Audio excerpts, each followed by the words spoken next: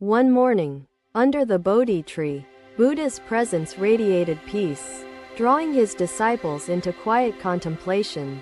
Anand approached him hesitantly, weariness etched on his face. "Master, I feel trapped in an endless cycle," Anand said, voice strained with emotion. The Buddha observed him with compassionate calmness. "Anand, your suffering is the fire that consumes your spirit," Buddha responded softly. "When the flame burns too fiercely, it leaves ashes in its wake," Buddha continued. A young disciple named Sudama, eager yet struggling with his restless mind, raised his hand. "Master," he asked, "why does my mind wander despite my efforts to anchor it?" Buddha's gaze settled on Sudama with unwavering compassion. "Burnout stems from imbalance, neglect of your inner light," Buddha explained, his tone gentle yet profound. "Balance requires recognizing when effort must yield to rest," Buddha instructed. "To nourish your spirit, find harmony between striving and stillness," Buddha added. Anand lowered his eyes, nodding slightly. "Master, how do I quiet this relentless fire?" Anand asked, desperation creeping into his voice. The Buddha gestured to the trees, their leaves rustling softly in the breeze. "Observe their rhythm." "Anand," Buddha said, "trees sway but remain rooted. They find balance in their motion and stillness," Buddha explained.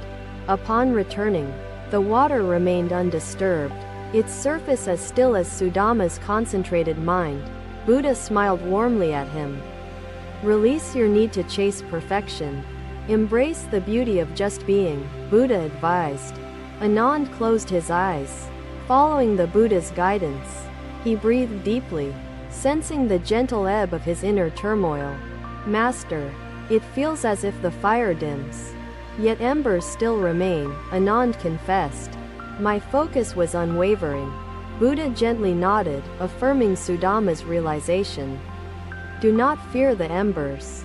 They hold the essence of transformation," Buddha assured. "Transformation begins with acceptance of impermanence," Buddha added. "Compassion had mended broken spirits," Buddha said.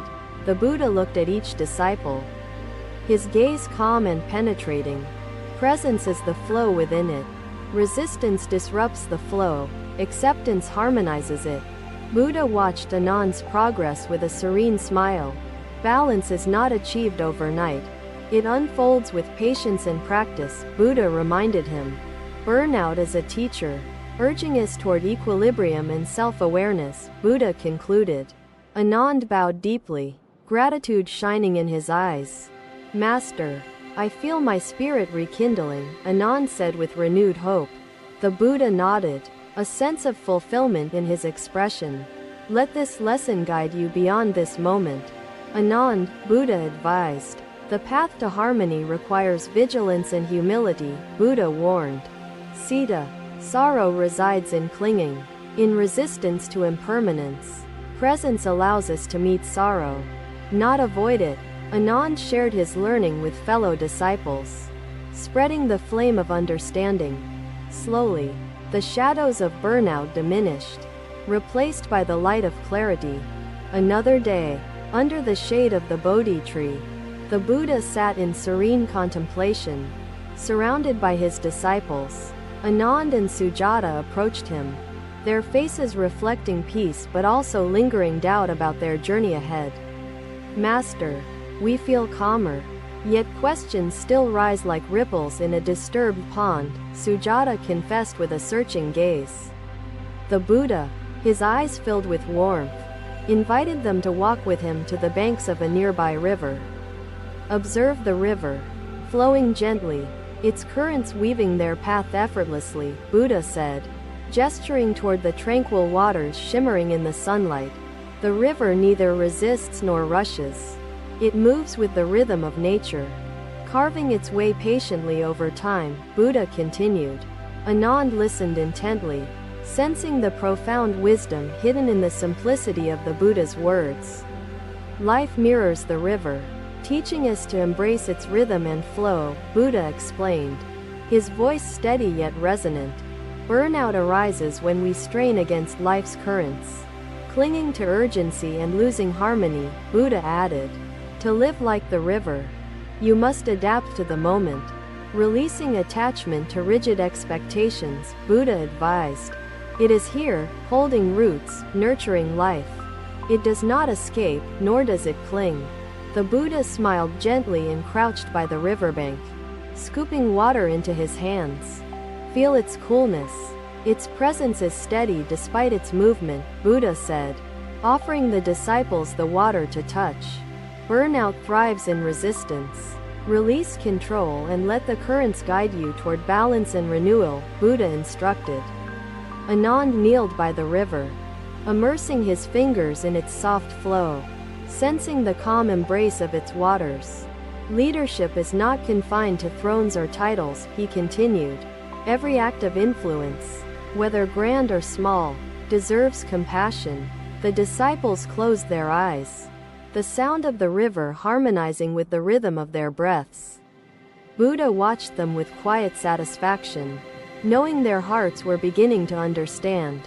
Flow demands trust, patience, and the courage to let go of what burdens you, Buddha declared. Burnout whispers when we clutch too tightly to ideals that exhaust our energy, Buddha reminded them. When you accept imperfection, you embrace the beauty of existence, Buddha said, his tone laced with compassion. Sujata opened her eyes, her expression softening, as clarity began to unfold within her mind. The disciples, embracing the wisdom shared that day, returned to their meditations and daily tasks. The teachings of the Buddha resonated deeply within them, as timeless as the rhythm of breath, as enduring as the flowing river. Purpose emerges when flow aligns with awareness and intention, Buddha stated. Anand reflected deeply, envisioning his struggles as pebbles carried away by the river's gentle currents. Buddha's eyes reflected infinite calm. Like the still waters of a silent lake, Buddha spoke with clarity and purpose. Burnout teaches resilience, urging us to rediscover the grace in flowing without resistance, Buddha concluded.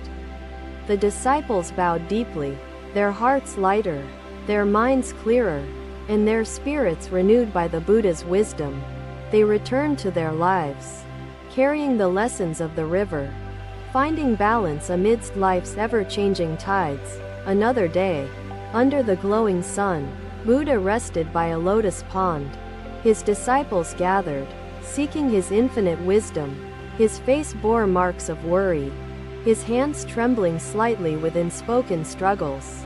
Buddha addressed him gently.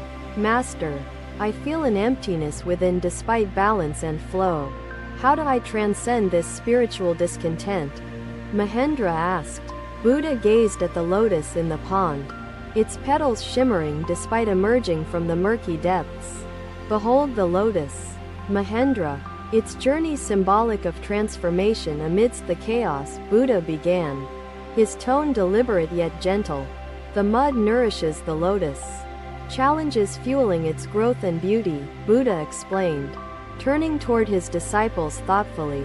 Burnout often stems from a disconnect between actions and inner purpose, leaving the spirit yearning for deeper meaning, Buddha said.